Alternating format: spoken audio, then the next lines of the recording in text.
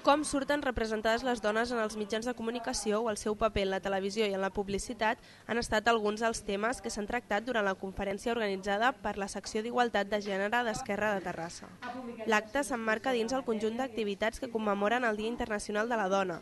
Enguany el lema del 8 de març ha estat la comunicació i el gènere. Per aquest motiu, Esquerra de Terrassa ha volgut parlar de la imatge de la dona en els mitjans de comunicació. Cal tota una mobilització cívica que sigui, no que faci pressió sobre els mitjans, sinó que acompanyada dels mitjans pugui realment produir els canvis cap a la supressió d'aquests tòpics que en la majoria de casos són tòpics que segueixen considerant i que segueixen actuant de forma que justifiquen la discriminació i la desigualtat. Actualment, només un 22% de les dones apareixen als mitjans de comunicació, mentre que al món la població femenina supera el 54%.